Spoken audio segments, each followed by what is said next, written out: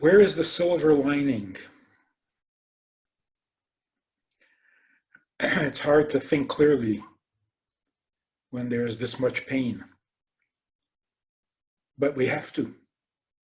More than ever, we have to think clearly. So the first thing is, the question of when do we go back to normal is only a theoretical question, because we don't really want to go back to normal. We don't want to go back to the life we used to have. We want to replace that with something much better. There's no sense in going through a difficulty if when it's over, you go back to where you were before. Every difficulty, every pain, every tragedy has to push us up the ladder to a higher rung, and not the rung we were about to reach without the problem, but a few steps ahead to a level that we did not think we could reach. But now that we've seen the pain, now that we've been through the difficulty, it propels us to skip a few rungs and make it to a much better and higher place. For example, this isolation, this quarantine, has opened our eyes and our hearts to a very important basic truth. Where is our life? Where do we live? Where does life happen? What is life? We've gotten very used to a certain lifestyle, which was very nice. It was different, very different from our parents' and grandparents' lifestyle, because technology allows different things, different activities that without it were not really possible at all. For example, travel. The ease with which we can travel out of our country, within our country, but away from home. It's never been this easy. So take a look. What was life about before this quarantine? Life was going out, going shopping, going for entertainment, to a theater, to a club, traveling out of state, flying, taking a jet plane somewhere, sports events, and work. We got so used to it that it became the definition of life. That's life. Every place other than the home. If you had asked people before this whole thing happened, what would you do if there was no travel? What would you do if there was no shopping? What would you do if there was no entertainment? What would you do if you had no job? Aside from the financial issue, what would your life be without those things? We would have said, well, then our lives would be over. Now, we've spent some time at home without the travel, without the shopping, without the entertainment, without the sports, without the job. And what have we discovered? None of those things are essential to life. None. Not at all. On the other hand, where we live, our home, our family, our children, our spouses, that's life. That's life. So this is a very sobering thing, almost frightening. When people realize that they're going to have to stay home, they panicked. They couldn't imagine. Be home for weeks, 24 hours a day with your children? I'm going to go crazy. Children are going to go crazy. What was that? Too much of a good thing? We can't handle each other for that long, for that much time? Couples, the thought of being stuck with each other 24 hours, day after day, horrifying thought. So look at what our lives, look at how we were living. Being with your children is scary. Being with each other is uncomfortable. We dread the thought of spending more time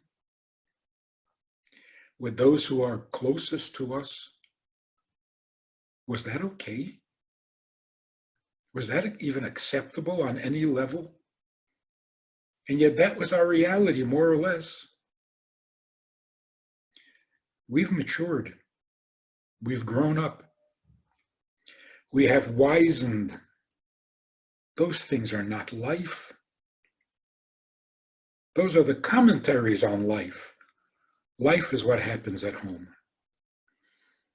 Couples who didn't get along very well before this whole thing, when they found themselves isolated, without distraction, having nothing but each other, they suddenly began to like each other. They saw each other in a different light. You are my life. Children get along better than we thought. They love being at home. Surprise, surprise. And you know something else? They learned more during this time than they did at school. So we're rethinking everything, which is very healthy and very good. So no, we don't want to go back to that. We don't want to go back to life as usual, because that was not a life. Shopping, running, seeing, going, that's not a life. That's filling in time. Also the social structure, young people, the dating scene. If you don't have a date, your life is over. Oh, it's not. Life is so much better without it. You have to admit that. Your life is so much better without dating. And then the extended family. People say, I miss my parents. I miss my grandchildren. I miss my in-laws. That is good. Now you know where your heart really lies. Because who you miss, who you yearn for, tells you a lot about yourself. So is there a silver lining? The whole thing is silver. I'm not talking about people passing away, of course. But the isolation or the separation or the what is called lockdown, we are being deprived of things we'd never really needed in the first place. So when we go back to those things, we're going to have a completely different attitude. Business is not going to be a cutthroat rat race. It's not going to be nasty and greedy. It's not going to be materialistic. And it's not going to be overwhelming and anxiety producing. It's going to have to be different. It's going to have to be. For a very simple reason. When all countries are bankrupt, how do you restart the economic systems? Nobody has money. So what are you going to do? Sell your product to whom? So besides, how do you produce the product without money? If you do produce it, who are you going to sell it to? That's true of countries, international trade. It's also true of local. You have a factory. What are you going to do with it? Nobody has money. So there's only one possibility, and that is we work together. We make sure that we both benefit. Otherwise, nobody benefits. So it can't be that kind of greedy, competitive market. It's got to be a cooperative. The whole world has to cooperate if we're going to get back on our feet. And a world that cooperates, well, that's a beautiful world. So we're going to discover that there is a reason that human beings need to make a living, go to work, have a job or a career. There's a divine reason for it. Now, the Torah says that when Adam and Eve ate from the tree of knowledge, Adam was punished or cursed with the need to make a living. By the sweat of your brow, you will eat bread. That means simply, you will not be living in a Garden of Eden where everything you need grows on trees. That's how it was before they ate from the tree. God says, of the fruits of all the trees in the garden, you may eat. And they had enough for their entire life. Only when they left the Garden of Eden did they have to make bread by the sweat of their brow, which literally means plowing the soil and sowing the wheat and then harvesting. Took a lot to make a sandwich back in those days for the average person. So what is the need to make bread rather than have it grow on trees? The real need is not just a curse. The real need is to bring people in contact with each other who would never meet otherwise. Like one of the benefits of going to shul. You meet people that are brought together by the shul, by the synagogue, that would never come together for any other reason. They don't have that much in common. And the same is true with business. Some business take you out of your home into the downtown business district. You meet people there you wouldn't meet at home. Some businesses take you across the ocean. You meet people you would never even know exist. So that is the purpose, really, to bring the world together, to recognize our interdependence and our mutual need for each other. Now we can actually live that way. That's why you go to work. You'll get up in the morning thinking, how can I make the world healthy again? Rather than, who can I compete with and outdo and put out of business? So are we going back to business as usual? Absolutely not. Are we going to go back to shopping as usual? I think we're a little wiser now, a little more mature. Shopping as entertainment, we don't need that. In fact, we don't need entertainment so badly. We have a real life that we enjoy living. We don't need all the spice to spice up our lives. Our lives are good. Lives are great. So I want to tell you this interesting analogy, that was an interesting metaphor. A man said to God, he was miserable, and he said, I don't know, what kind of, I don't have a life. I don't have a life. Give me a life. I run around, I'm busy. It's not a life. I got nothing. I'm down to $20. God says, give me the $20 and I will give you a life. He thinks about it for a moment and he says, but if I give you the $20, how will I buy gas for my car? God says, you have a car. Give me the car and the $20 and I'll give you a life. The man thinks for a moment and says, but God, if I give you my car, how will I get to work? God says, oh, you have a job? Give me your job, give me your car, and give me the $20, and I'll give you a life. The man thinks for a moment, and he says, okay, but if I don't have a job, how will I pay the mortgage? And God says, you have a house? Give me the house, give me the job, give me the car, and give me the $20, and I'll give you a life. Can you see where this is going? Sounds like the Chad Gadya from the Haggadah. So the guy says, okay, I'll give you the house.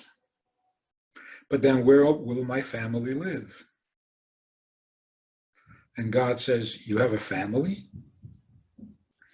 Give me the family, give me the house, give me the job, give me the car, give me the $20, and I'll give you a life. So he does. And God says, okay, now, here's a family. Here's a house. Here's a job. Here's a car. And here's $20. Now you have a life. This is what we're learning. Graphically. Viscerally. We have a life.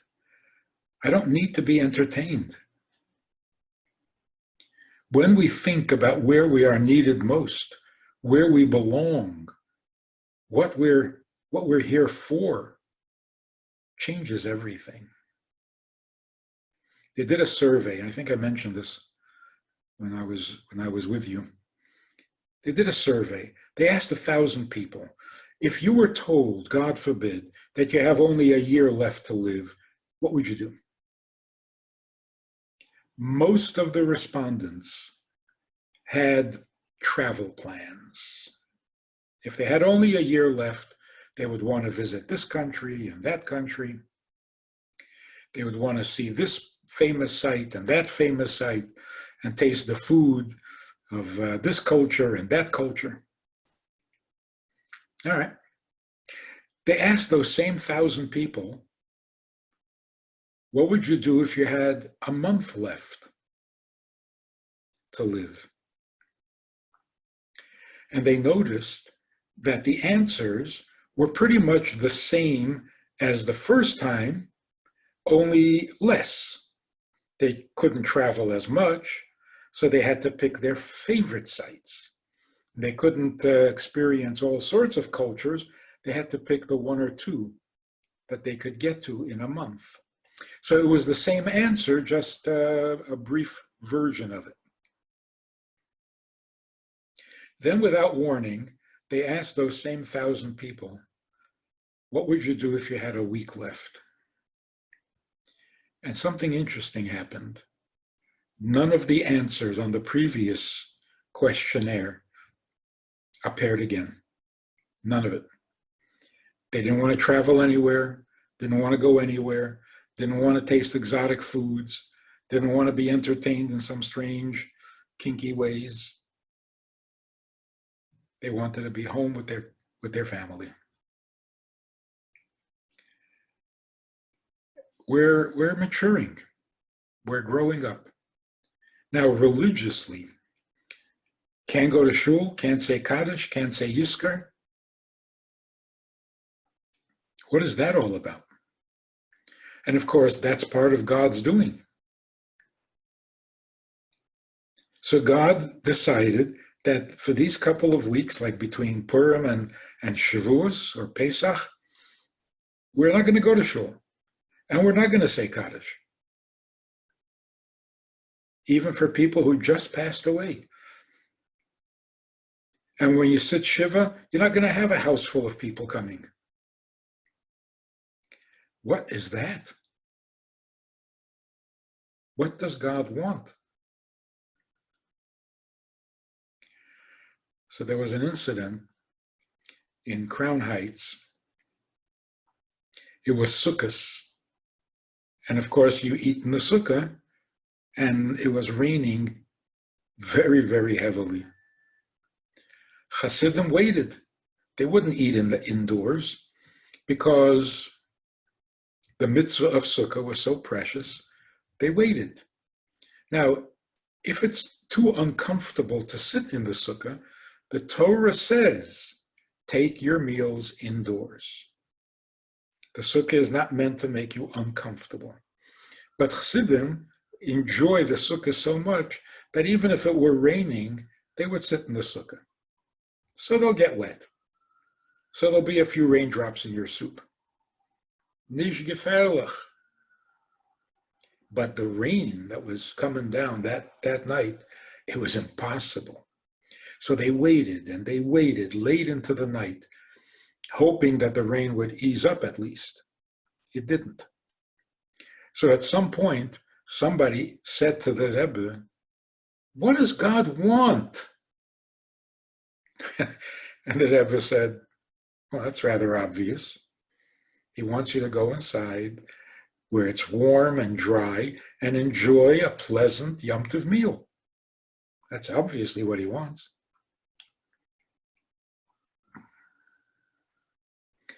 Don't have to be more religious than God himself. So when God makes it impossible to sit in the sukkah, what is he telling you? He's telling you, go inside, enjoy the meal, have a happy Yom Tov. When God makes it impossible to go to shul and to say Kaddish, what is he telling us? This is really quite awesome. I don't know when the last time in history this happened.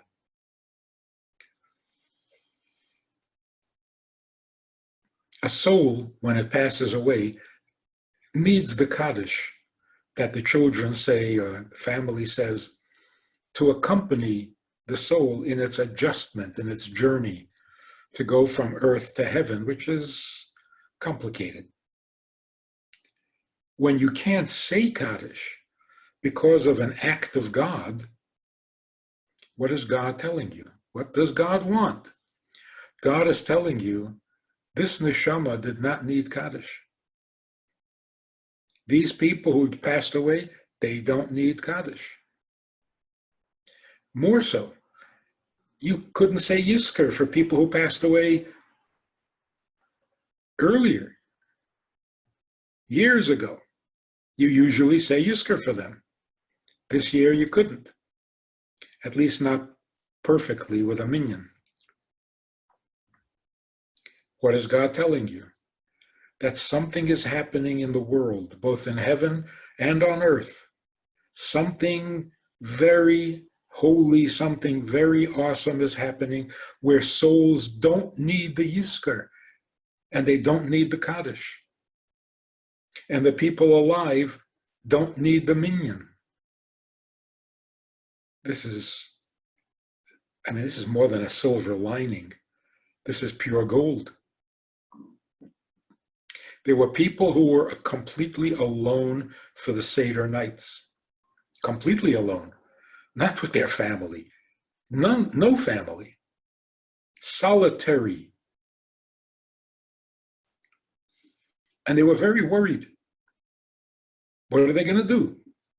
They don't know how to make a Seder. They never did make a Seder. They were always at somebody else's Seder, either at grandpa's or at the synagogue in the Chabad house. They never made a Seder.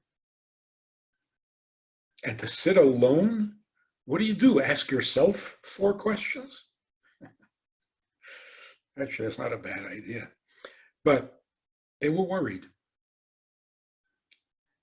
The time came, they made the Seder to the best of their knowledge and ability, and there was something magical and special about it. They felt not isolated, they felt significant. Because here's what God is telling them. Your Seder is what I enjoy. I will come to your Seder. You don't know how to make one? You're thinking about me, God says. You want to please me by making a Seder. You don't know how? I know that. Whatever you do, you'll eat a piece of matzah, you'll drink a cup of wine. I love it. You are significant.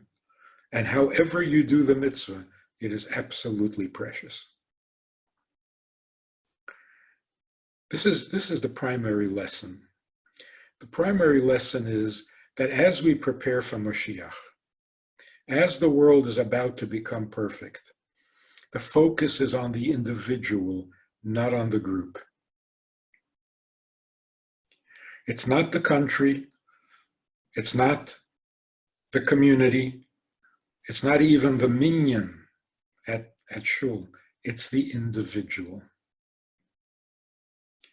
Individually, we are being invited into a better world, being introduced, moved into a better world, but as individuals, not as groups.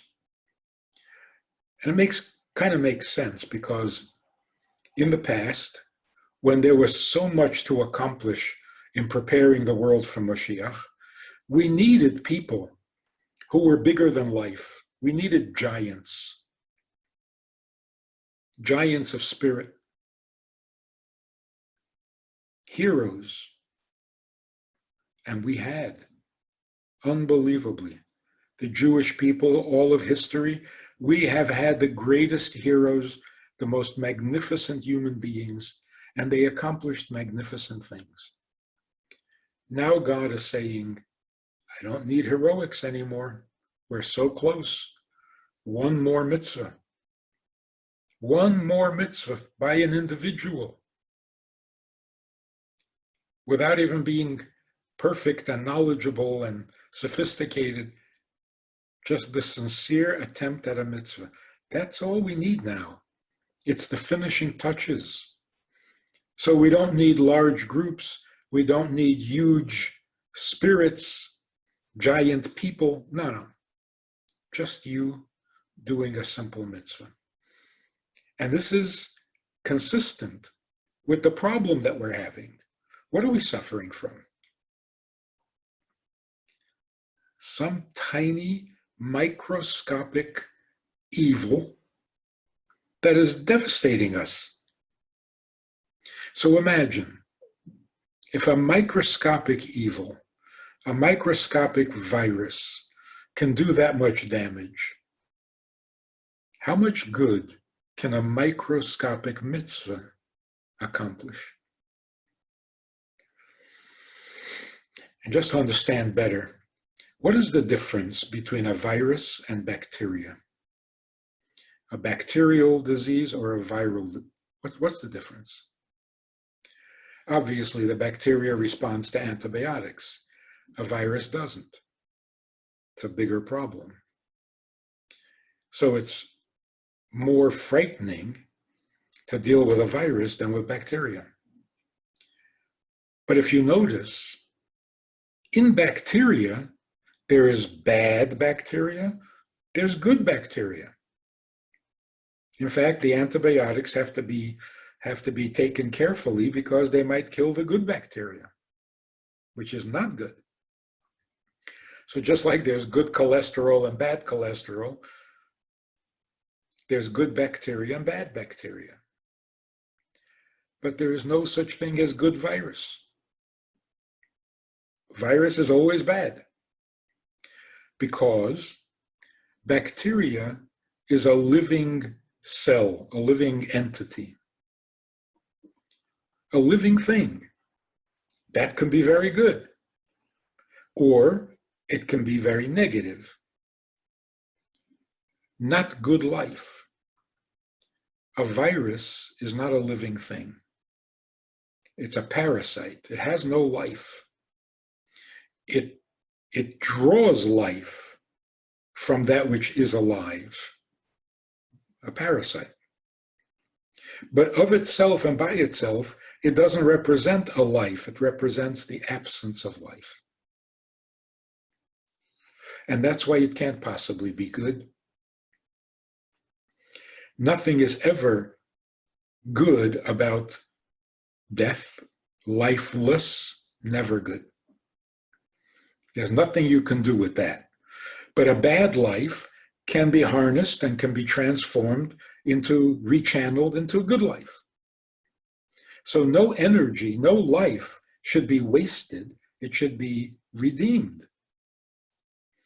Passions can be very good or it can be very bad. But a bad passion should be rechanneled. Like the Barditchever said to the sinner of the town of Barditchev, I envy you. Because when you repent for all your sins and all those sins become positive, you're going to be fantastic. A sin is a sign of life. No, the passion for the sin. The passion is a sign of life. All passion is useful. Channel it in the right direction. But lifelessness, oh, you got to get rid of that. That's got to go. So this tiny little thing that is threatening us is not even a living thing. It's a black hole. Has no life, no light, nothing. And that's why it needs to draw life from you, in this case, from your lungs. So what is the antidote? What is the cure? How do we fight back? You become more enthusiastic about life. When something is fully alive and energized, parasites can't get to it. It's only when we slow down, when we give up a little bit on life, the parasite can come in and have a feast. And that's why we may not be negative. Negativity feeds a virus. Despair feeds the virus. That's exactly what the virus does. It sucks life out of you. So if you let that discourage you, it's winning. It is winning. So now, because of the virus, we have to be doubly alive, more enthusiastic about life, more optimistic about the future. When you're so alive, this stuff can't touch you. And that's why it's really dangerous that patients who go into the hospital with corona are discouraged by the system. You hear the statistics, which probably aren't even true. It's intimidating, it's scary. It's telling you to give up. That nobody can come visit, nobody can be with you. This is not healthy. We, who are not in the hospital, must increase and intensify our enthusiasm, our joy, our optimism. You got to come fully alive. You fight lifelessness with more liveliness. So it just so happens that this whole crisis comes out in the month of Purim and in the month of Pesach, giving us reason and occasion to rejoice. That's the antidote that existed before the problem. So we're not going back. There is no going back. We don't want to go back to that empty, shallow lifestyle where you dread being with your own children or with your own spouse. No, no, no, no. Never want to go back to that. We want to have a completely new, fresh, and high idealistic view of life, every part of life. So if you're going to go for entertainment, what kind of entertainment? The entertainment that children are raised with? Horrible. The video games, they're not about life. They enhance nothing. They add nothing to life. How did we even go there? How did we even fall to that level? The rat race of business, what is that? You're trying to make a living by introducing everything negative that is not life-giving, like jealousy and greed and anxiety and competition.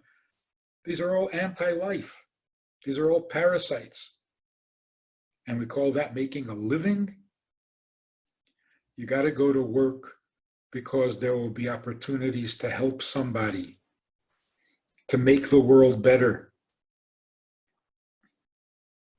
Somebody asked the Rebbe years ago, what can I do to make the world better? He was a very young student. And the Rebbe said, educate yourself in ways that will help you serve humanity, that will help you make the world better. Like, for example, go into science. To the Rebbe, science meant ways of helping people. So whatever our job is, whatever we produce, whatever service we offer, it's got to be a moral task. It's each person's way of making the world better. And we don't need heroics. Just your best. Don't miss an opportunity. A micro mitzvah. That's what God wants from us. Individuals, nothing impressive, nothing flashy. We're not saving the planet. That's too grandiose. We're trying to do a little good. And if everybody does a little good, even if most people do a little good, the world will find its balance, the world will find its way, and it will become the great dwelling place for God, for which it was created in the first place, for which God has been waiting for us patiently or impatiently to do our share as his partners in creation and turn this world into something holier, more magnificent than heaven could ever be. So bringing heaven down to earth sounded like a good idea. It's not good enough. We don't want to bring heaven down to earth. We were in heaven and we were sent down to earth to accomplish something. Just getting back to heaven is not an accomplishment. So we have to make heaven much greater, much holier than, we have to make earth much holier and much greater than heaven. Only that can possibly justify all the pain that we've been through. I'm not talking about the last couple of weeks. I'm talking about the last couple of 1,000 years. 2,000 years of unthinkable misery. You can't heal that with nice, with peace on earth. That's it. The purpose of the war is so that we'll have peace. That's like the guy who says, I like having headaches because when they go away, it feels so good. It feels so good not to have a headache. That doesn't justify having a headache. It's got to be much better. If the evil and the pain and the suffering was inconceivable, mind-boggling, then the good that it produces has to be at least as mind-boggling, as indescribable as the pain. So that's what we're looking forward to. We're not going back to life as usual. We're going back to life as it was meant to be. That's pretty awesome. That is pretty awesome. And the internet, by the way, is a perfect example. Everybody panicked. Oh, this internet. Oh, It's horrible, it's disgusting, it's corrupting, it'll destroy us. There is that. And then there's what we're seeing today. How much good is this internet allowing us to create and to spread? Every rabbi who knows how to read Hebrew is online giving classes. It's beautiful. And people are like we're doing now. So the dark, sinister evil of the internet has turned out to be a huge blessing. You just got to use it right. So we will come out of this magnificently improved. Those who passed away, and this is really important,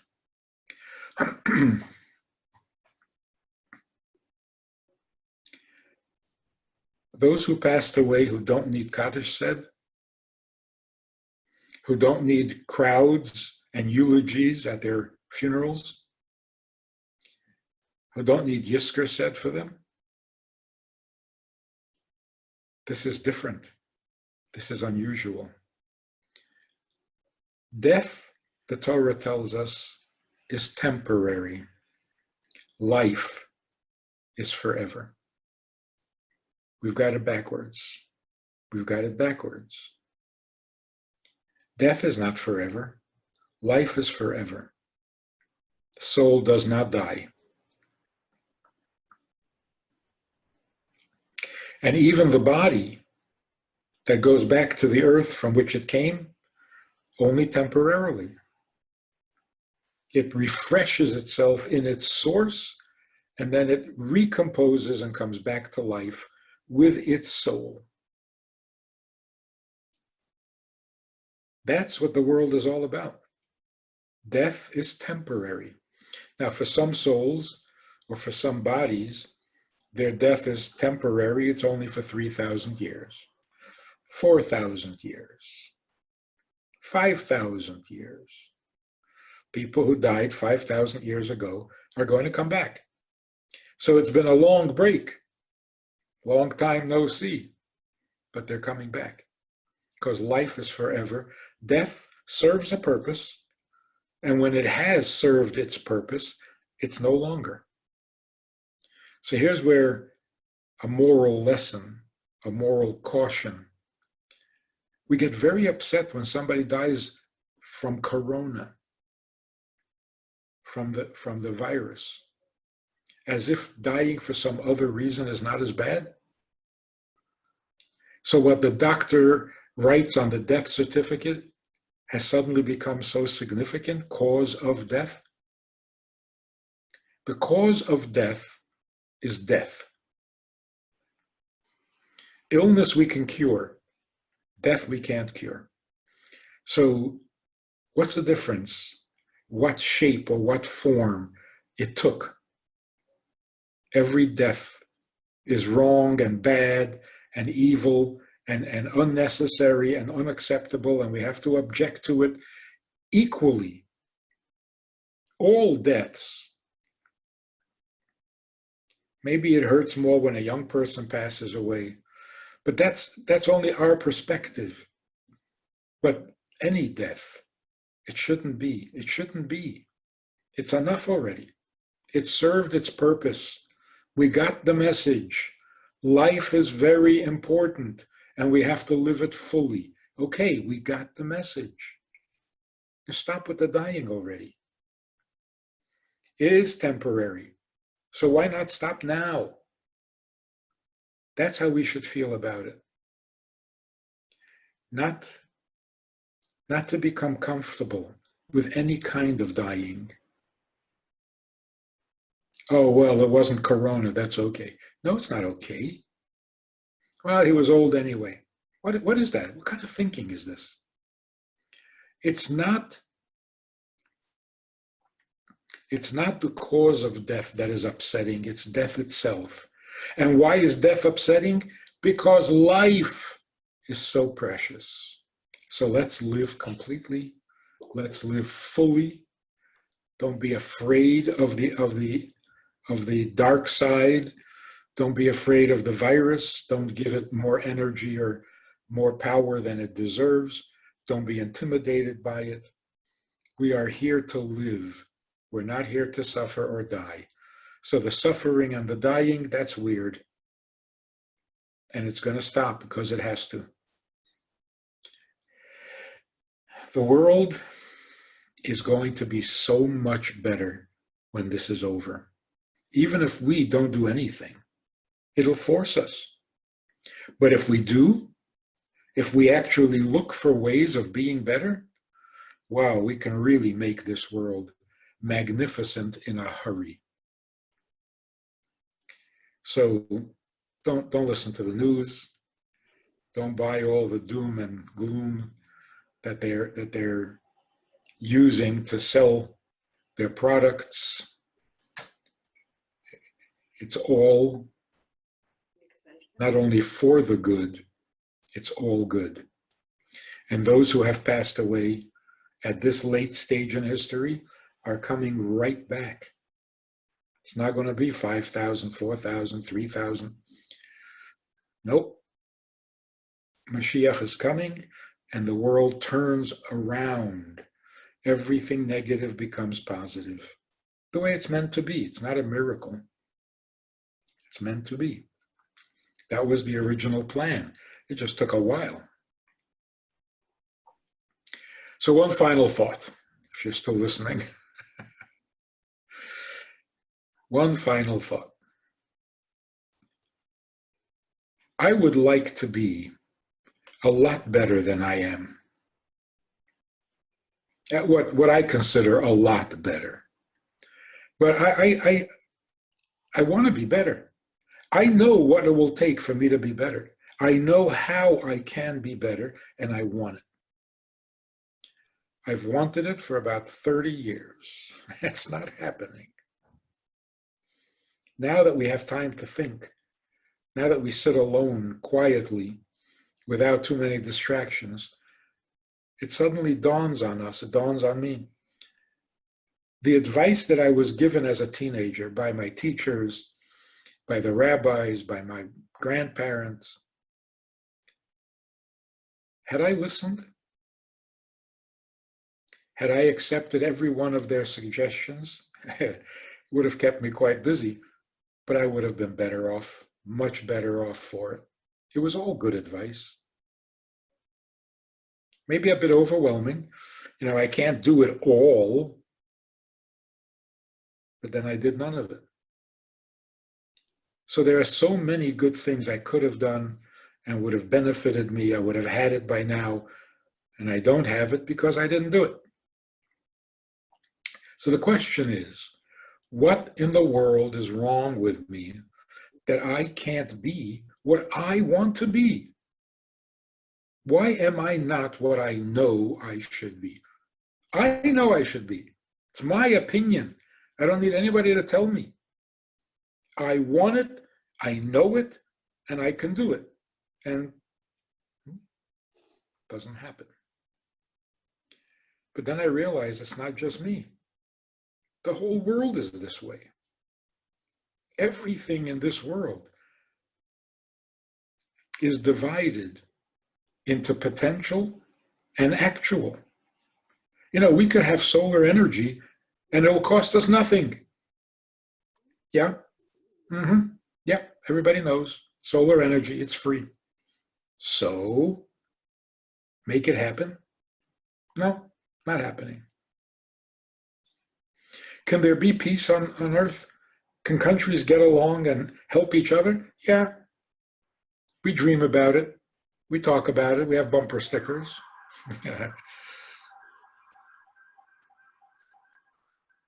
Imagine world peace. Yeah, I can imagine it. So why isn't it happening? I don't know. That's a messed up world. We live in a non-redeemed world. We live in Gullus.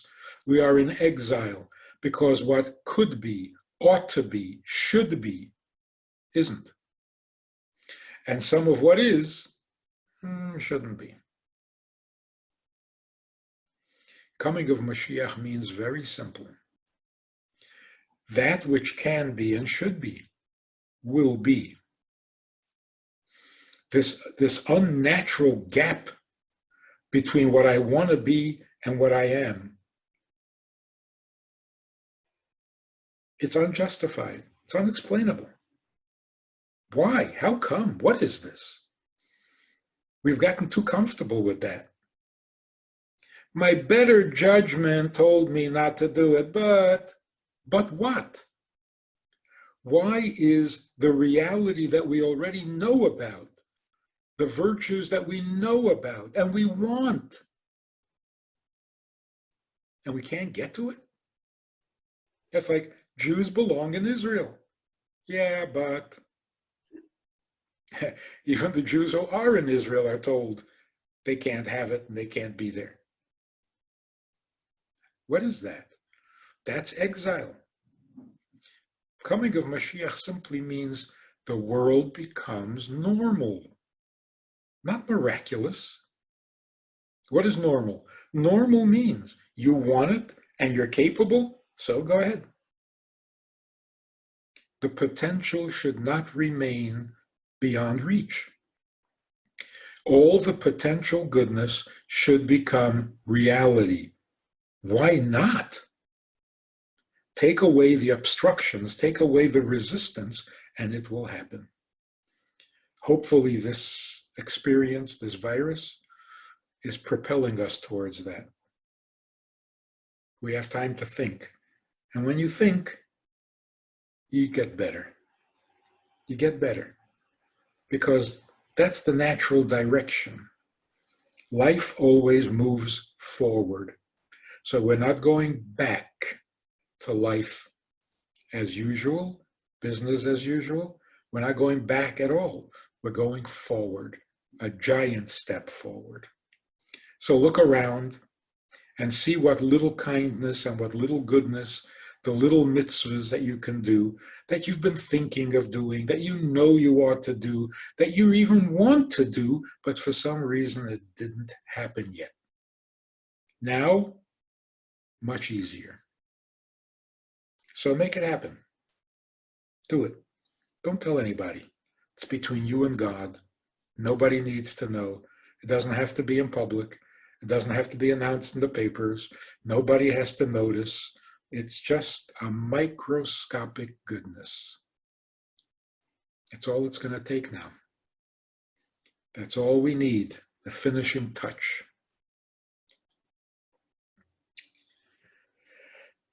That's a silver lining. That's pure gold.